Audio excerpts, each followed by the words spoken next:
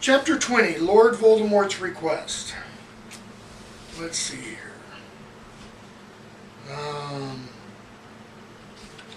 Harry has another meeting with Dumbledore, and picking up about pages 427 or so. Dumbledore says, okay, now we're getting into even murkier territory. He says, we had very few memories of Tom Riddle when he was at Hogwarts. And so he says, if it was difficult to find evidence about the boy Riddle, it has been almost impossible to find anyone prepared to reminisce about the man Voldemort. He says, in fact, I doubt that there is a soul alive, apart from himself, who could give us a full account of his life since he left Hogwarts. But Dumbledore has found some. He talks about how Voldemort, excelled at everything in school. He left school, and then he goes to work for Borgin and Burkes. Harry's like, what? Borgin and Burkes, says Dumbledore. I think you'd see the attractions of the place. And so he talks about Hokey, who worked there. And we're going to skip some. And Dumbledore tells Harry that it turns out Voldemort was more attracted to Hogwarts than anybody ever could have expected. And then he goes on, Dumbledore does, about page 430 or so, 429 or 430. And Dumbledore says, the castle of Hogwarts is a stronghold of ancient magic. Undoubtedly, Voldemort had penetrated many more of its secrets than most of the students. Okay? And thirdly, as a teacher, Voldemort would have had great power and influence over young witches and wizards. In other words, when he left Hogwarts, Voldemort wanted to come back and be a teacher. For 3 reasons, Dumbledore believes. 1, it's where he'd been happiest as a person. 2, the castle's a stronghold of ancient magic. And 3, Voldemort would have had power and sway over students. Harry says, but he didn't get the job. No. Dippet told him he was too young at 18. Invited him to reply in a few years. Okay? So, Voldemort goes off to work for Borgin and Burkes. And once more, they go into the Pensieve. And they go into the memory of a house elf, Hokey. And so we see, in this memory, the young Tom Riddle come to a woman's home, and she shows him some things. Okay? About page 433 or so. She shows him, Hepzibah, shows him a cup with a badger on it. And Voldemort says, this cup was Helga Hufflepuff's, she tells him. As you well know, you clever boy. This has been handed down in the family. Okay? So she takes the cup, gives it to the elf, who obediently boxes it, takes it away. And then she says, I think you'll like this one even more, Tom. Come in, a little closer. And she shows him a golden locket with an S on it. And Voldemort says, Slytherin's mark. That's right. I had to pay an arm and leg for it, but I couldn't let it pass. Not a real treasure like that. Burke bought it, apparently from a ragged-looking woman who seemed to have stolen it. Voldemort's ears have got to perk up at that. Okay? So there you are, Tom, dear. I hope you enjoyed that. She has just shown him 2 authentic relics of Salazar Slytherin. Okay? He already has one, we now know. He's got the ring. So Dumbledore says it's time for us to leave. Dumbledore tells Harry, Hokey the house elf was convicted by the Ministry of poisoning her mistress's cocoa. Harry can't believe it. And Dumbledore says, well, but he did. Or he was convicted because he admitted it. Again, he had a memory planted in him. Okay? And by the time Dumbledore says, about page 435 or 436 or so, he says Hepzibah's family had realized that two of her greatest treasures were missing. Okay? So Dumbledore says, I hope you will understand in due course exactly what those objects meant to him.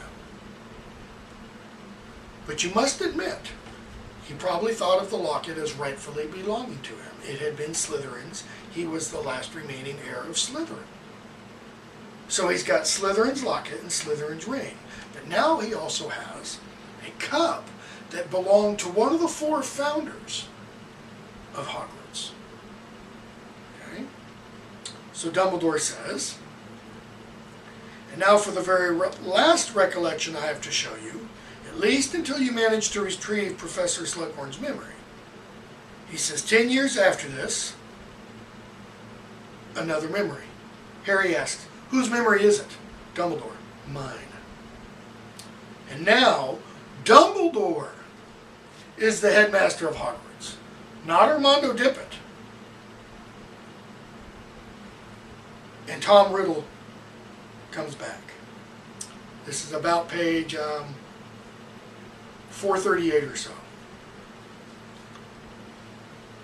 Tom Riddle comes in. Dumbledore offers him a seat.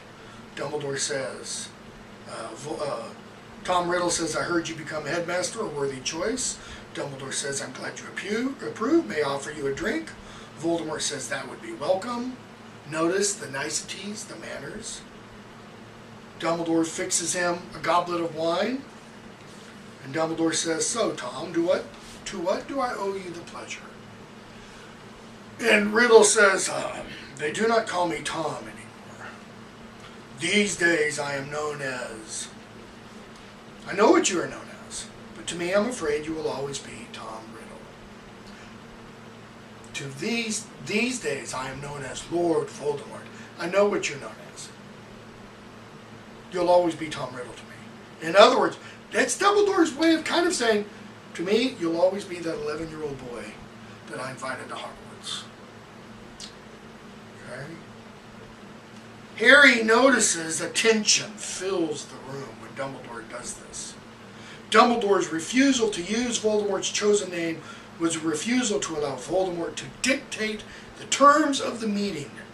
And Harry could tell that Voldemort took it as such. There's another reason why this is important. There are no aristocratic titles in the magical world. We don't hear people called Lord so-and-so, Duke so-and-so. We do hear about the guy in the portrait, Sir Cadogan, called Sir. Okay? But that's not the title like a lord is. It's not something you're born into. You can be made a knight, and even then, Sir Cadogan is a portrait. He's a painting on a wall.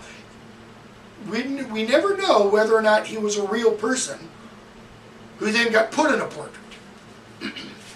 But we never hear about anybody else who is a lord other than Sir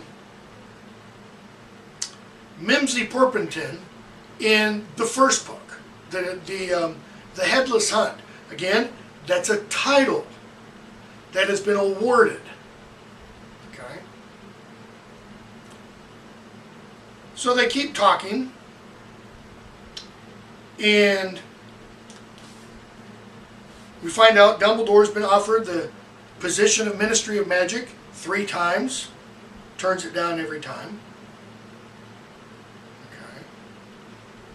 And then Voldemort says, I have returned, perhaps later than Professor Dippet expected, but I have returned nevertheless, and I'm requesting once again to teach. I think you must know that I have seen and done much since I left this place. I could show and tell your students things they can gain from no other wizard. Implying even Dumbledore himself. Dumbledore, yes, I certainly do know that you have seen and done much since leaving us. Rumors of your doings have reached your old school, Tom. I should be sorry to believe half of them. Dumbledore says, In response to riddles, greatness inspires envy. Envy engenders spite. Spite spawns lies. Dumbledore says, you call it greatness, what you've been doing? Certainly. I've pushed the boundaries of magic further perhaps than they have ever been pushed. Of some kinds of magic. Of some.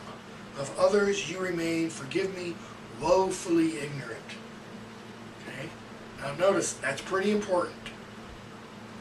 You've pushed the boundaries of some kinds of magic. What kinds?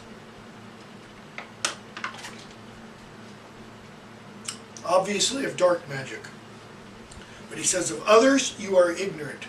Ignorant means you know nothing. Tom Riddle. The old argument.